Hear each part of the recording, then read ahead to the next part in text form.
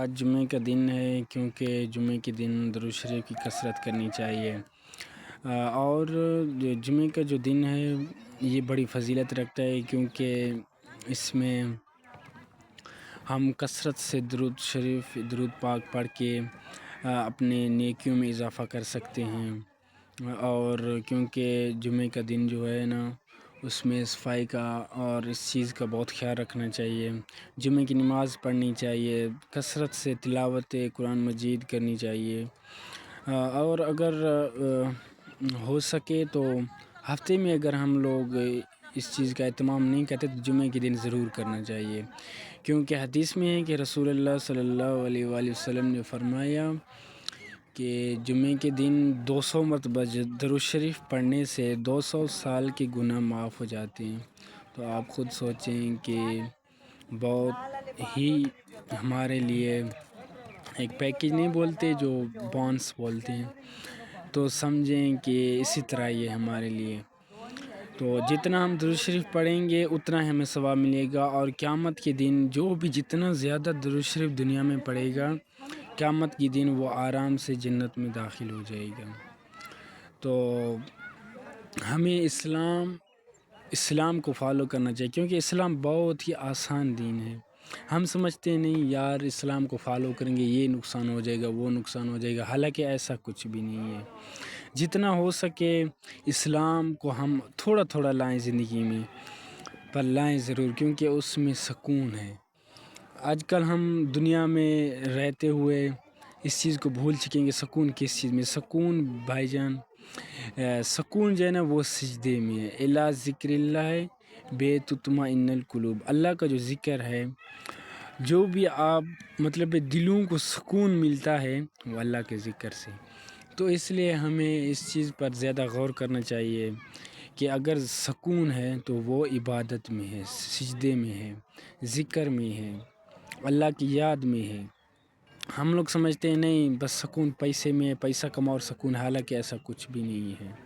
کیونکہ فرعون، نمرود، قارون، بہت سارے بادشاہ کے گزر گئے ہیں۔ قارون کا تو آپ نے سنا ہوگا، کیونکہ قارون بہت مالدار شخص تھا اور اللہ پاک نے اسے اسی مال کے ساتھ زمین میں دھسا دیا۔ جو فرعون تھا نا وہ فرعون خدائی کا دعویٰ کرنے والا، اپنے آپ کو خدا ماننے والا، اللہ پاک نے ایک ہی دن کے اندر پانی میں ڈبا کے اسے پوری دنیا کے لیے ایک سبق بنا دیا کہ میں اس طرح بھی کر سکتا ہوں۔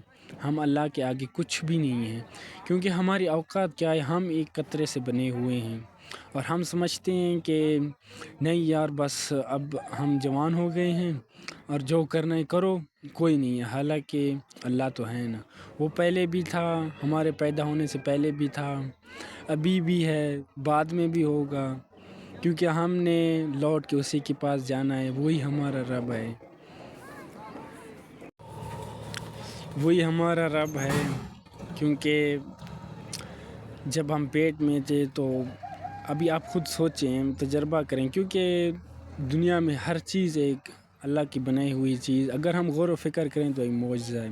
ابھی انڈا دیکھیں، کیونکہ مرغی زندہ سے مردہ پیدا کرتا ہے۔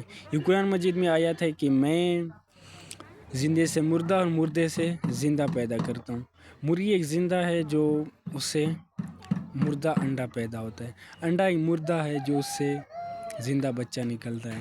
تو ابھی ہمیں اس چیز کے اوپر غور کرنا چاہیے کہ بے شک ہر چیز اللہ کے ہاتھ میں ہے، کیونکہ انڈا جس نے بنایا ہے اس کو پتہ ہے، ٹھیک ہے، پھر اس کے اندر بچہ پیدا ہوا کیسے، یہ اللہ کے حکم سے۔ ہم تو اس چیز کے اوپر بالکل بھی اگر تحقیق کریں کچھ بھی نہیں کر سکتے۔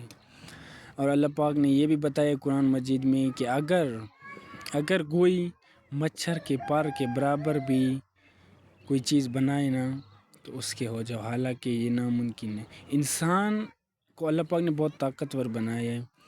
اللہ پاک نے انسان کو جو طاقتور بنایا ہے، انسان ہر چیز کر سکتا ہے، پر اللہ کے جو چیزیں ہیں اس کے اندر دخل نہیں دے سکتا، کیونکہ اللہ ایک ہے، وحدہ لا شریک ہے۔